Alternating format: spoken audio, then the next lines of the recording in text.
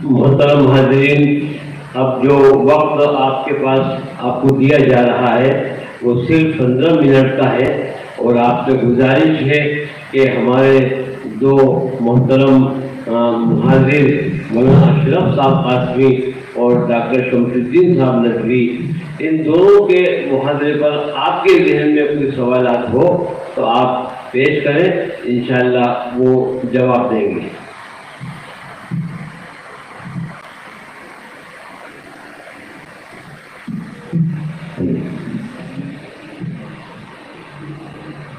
سامعین میں کوئی بھی شخص جسے سوال کر سکتا ہے، لیکن وہ ان کے محاضرے کی روشنی میں ہو۔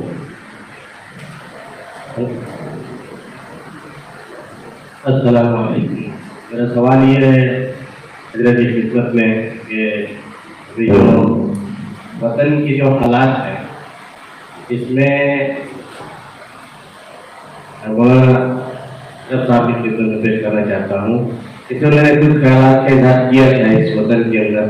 تو ابھی جو حالات ہندوستان کے کل عورت میں بنے ہوئے ہیں اور ان حالات کے تناظر میں وطن پرستی کو پرستی ثابت کرنے کے لیے جو زور دیا جا رہا ہے، اور اس ضمن میں جو موب لنچنگ کی جو خطرناک زہریلی جو سازشیں پھیلی ہوئی ہیں، اسی لیے کس طرح کے اقدامات کیے جائیں کہ جو لوگ اس طرف کام کر رہے ہیں ان کی بھی اصلاح ہو اور وہ ہمارے قریب آئیں اور ہمیں بھی ان سے کچھ تبادلہ خیال کرنے کا موقع ملے، اور یہ غلط فہمی دور ہو کہ وطن پرستی یہ نہیں کہ ہم جے شری رام کا نعرہ لگا دیں، اور وطن پرستی یہ نہیں کہ ہم اس ہندوستان کی زمین روزی کرنے لگ جائیں۔ تو ایسا کس طرح کا ایک کام کیا جائے کہ ہمیں دونوں کو ایک پلیٹ فارم پر جمع کیا جائے اور یہ خطرناک چیز ختم ہو ہندوستان کے اندر سے جو مظلومیت کی شکل میں ہر گلی اور ہر نکڑ پر دیکھنے میں بھی آ رہا ہے۔ بہت اچھا سوال ہے، لیکن کئی سوال کر لیا ہے۔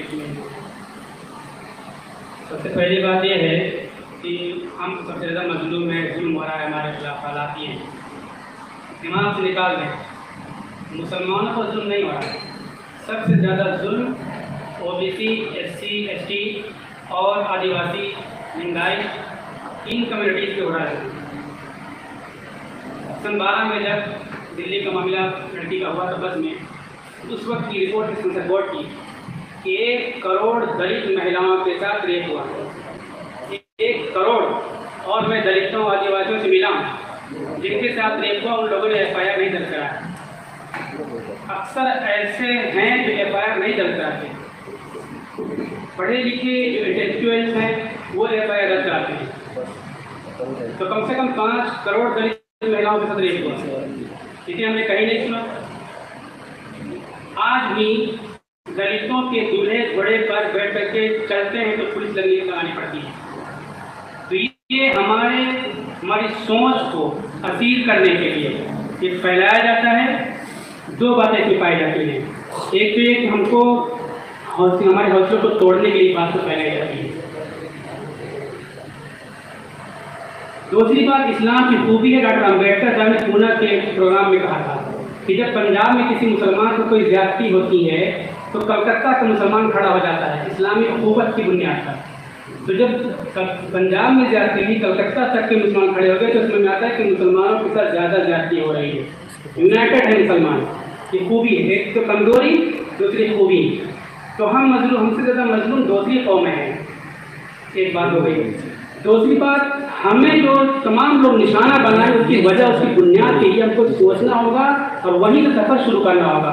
برابر ہم غلطی کر رہے ہیں، بغیر کسی استثناء کے میں کہتا ہوں، اس ملک میں ہزاروں سال سے چند لوگ اچھا کپڑا پہننے کے حقدار تھے، چند لوگ کرسی پہ بیٹھنے کے حقدار تھے، چند لوگ تعلیم کے حقدار تھے، دوسرے لوگوں کو تعلیم حاصل کرنے کا حق نہیں تھا۔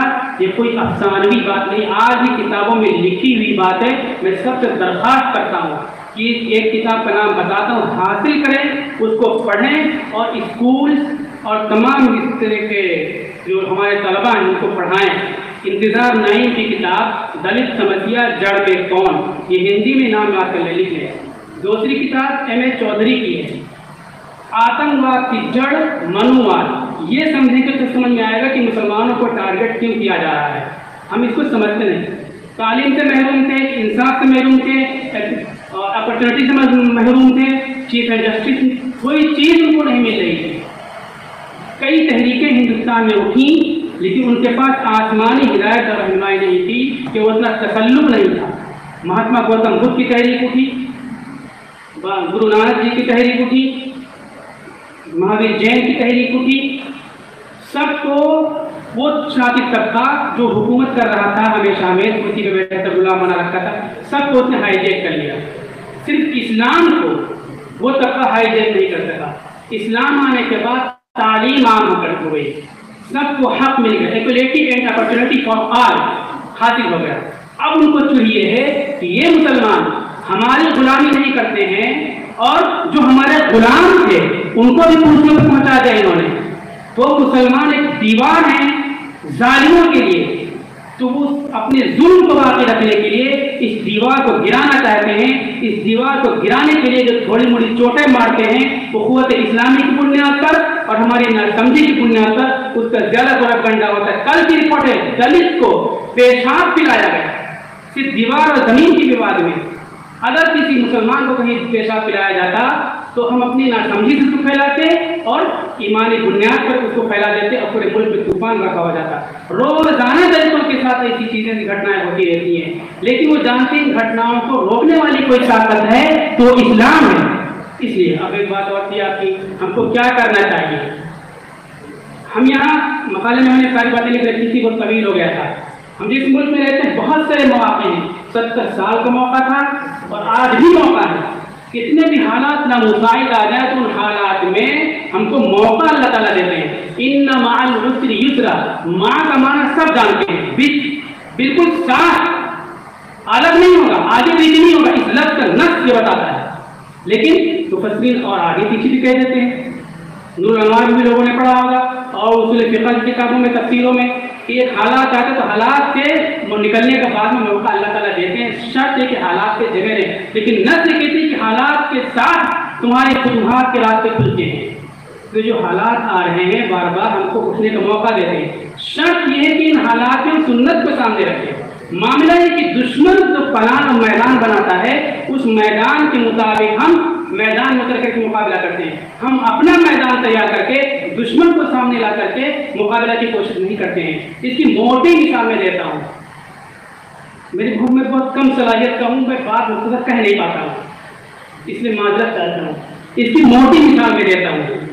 لاک ڈاؤن لگا, 1 دن کا لگا, پھر 21 دن کا لگ گیا. بمبئی, کلکتہ, کیرل مزدور کارخانوں میں سیلری نہیں مل رہی, کھانے کی چیزیں نہیں مل رہی, پیدا کرنے لگے. ان کے مذہب کے لوگوں نے ہینڈ پمپ سے ہینڈل کو نکال لیا, اترنے نہیں دے رہے تھے. مسلم بستیوں سے اس سلسلے میں ایم پی کے لوگوں کو اجین, ادھر تحریر کی طرف بھوپال, مسلمانوں نے خدمت کی, بے تحاشا خدمت کی. 15-14 گھنٹہ روزہ رکھتے تھے مسلمان اور چن چن کے مسلمانوں کی پٹائی ہوتی تھی, جوانوں کی پٹائی ہوتی تھی. لیکن پھر بھی مسلمان یہ کوشش کرتے تھے کہ ہمارے علاقے سے کوئی بھوکا مسافر نہ گزرنے پائے. یہ سنت کے مطابق عمل کر رہے تھے. اس کو اللہ کی مدد آئی, دیکھنے والی آنکھیں ہونی چاہیے. ہو یہ رہا تھا کہ ہم دشمن کے میدان کے مطابق اتر چکے تھے. کیا ہوا, جب یہ بھوکے ننگے مزدور چل رہے تھے تو یہ ذمہ داری تھی حکومت کی کہ ان کے کھانے پینے کا انتظام کرے, ہوٹلوں کو کھلوائے یا گورنمنٹ انتظام کرے کھانے پینے کے لیے, ان کو کہیں روکے. حکومت انتظام نہیں کر پا رہی تھی. دوسری بڑی بات, ایک ذمہ دار میرا کپڑوں سے پہچان آگ لگانے والے کون ہیں. یہاں کپڑے, جس کپڑے میں ڈائگنوز کیا تھا آگ لگانے والوں کو, وہ کپڑے والے مار کھا کھا کر کے 14 گھنٹہ روزہ رکھ کر کے بغیر کسی مذہب کی تفریق کے کھانا دے رہے ہیں, پانی دے رہے ہیں, کھڑے ہو رہے ہیں لکھ کے پانی پیتے جو بھائی, چائے پیتے جاؤ. تو ان کے چہرے پہ کالک کچھ رہی تھی کہ جن کپڑوں میں ہم نے پتھر بازوں کو ڈائگنوز کیا تھا وہ کپڑے ہمارا کام کرنے میں مدد کر رہے ہیں. اب اس میں ہم نے کیا کیا, دشمن کے پلان کے مطابق دشمن فوراً دوسرا پلان کھیل گیا کہ یہ دونوں چیزیں ملک نہ دیکھ سکے. ایک تو مزدوروں کو, بھوکوں کو, کندھے پہ لاش لے کر چلنے والوں کو کوئی نہ دیکھ سکے, اور یہ کپڑا جس کو ہم نے پتھر باز کہا تھا اس کے کردار کی خوبی اور فتوحات کو کوئی نہ دیکھ سکے. کیا کرو, मरकज का शोधा छोड़ दिया। खुल्लम खुल्ला नाइंसाफी अत्याचार पर मबनी वो डिसीजन, वो फैसला, वो इक़दाम था जिम्मेदारों का, खुल्लम खुल्ला। शाम को लॉकडाउन लगा, सुबह कहाँ तक जमा कर वापस चले जाते, लेकिन हुआ शोर मच के आधी चल रहा। अब हमने वहाँ गलती की, हमको तवज्जो नहीं करना चाहिए। वो चाह रहे थे पूरा मुल्क के कंसंट्रेशन दिमाग जो है यहाँ लग जाए, ये सब चीज छूट जाए। तो मैंने पूछा 40-50 आज उलमा थे, सब अरे मरकज फंस जाएंगे मौलाना, ये हो जाएगा। हमने कहा कितनी न्यूज़ आज आपने मरकज के ताल्लुक से पढ़ी और सुनी और देखी है। सब ने बताया कि मैंने 35 न्यूज़, किसी ने कहा 40, किसी ने कहा 50 व्हाट्सएप पे ग्रुप पे, किसी ने 10 व्हाट्सएप ग्रुप पे। हमने कहा इसको शेयर कितने की, सब ने कहा कि हमने जितने ग्रुप से सब पे शेयर की कि मरकज पे ये जुल्म हो रहा है, ये जुल्म हो रहा है, वो जुल्म।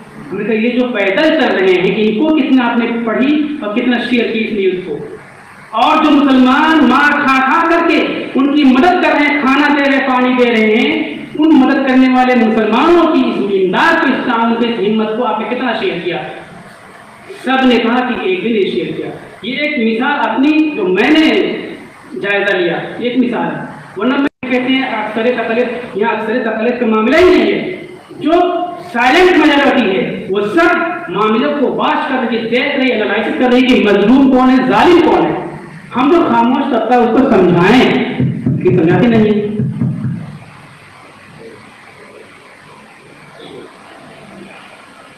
और सवाल की खिदमत में था,